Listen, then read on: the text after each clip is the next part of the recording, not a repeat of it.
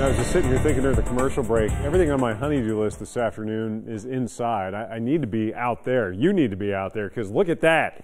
It's 72 degrees already. We got the rest of the afternoon to warm up, so I think we'll easily achieve our mid-70s for the high.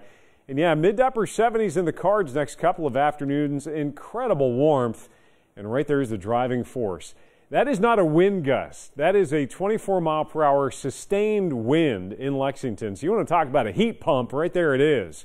It's already 74 in Louisville, so we'll possibly have folks approaching 80 today. Just incredible warmth. And the Max Track Live shows nothing doing precipitation-wise until you track northeast. They've had rain across northeastern Ohio, snow up towards the Yup, the Upper Peninsula. And, of course, full-bore winter raging across the upper Midwest and back farther northwest.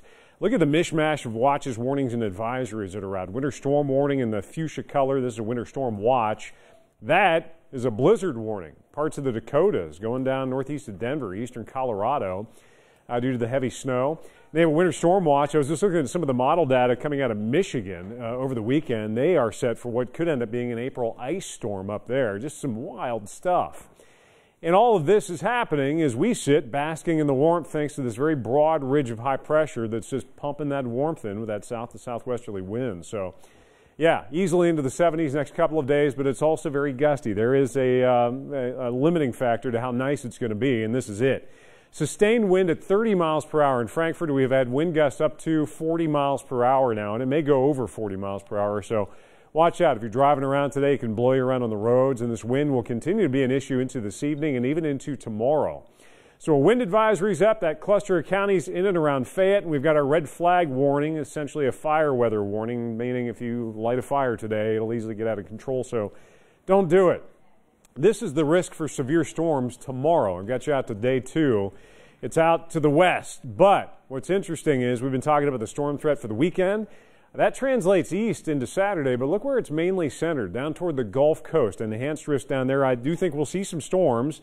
We may see a few strong storms Saturday evening into early Sunday, but there's just that slight bubble from the risk over Tennessee working its way into our southern counties. So not a huge severe weather threat, not a huge winter weather threat for us. All of it's either north or south. There's that ongoing blizzard. There's the ice trying to take hold across parts of Michigan and running farther east. Look at us. You see the showers, the storms, and this has been consistent the last couple of days as I've been showing this to you. The GFS at least trying to wrap a little quick hit.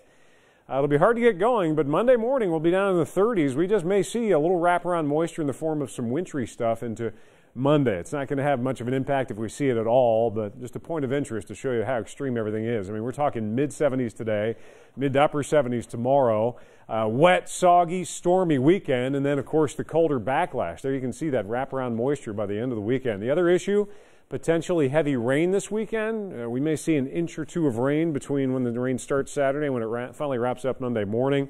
Hopefully things calming down and warming back up by the middle of next week.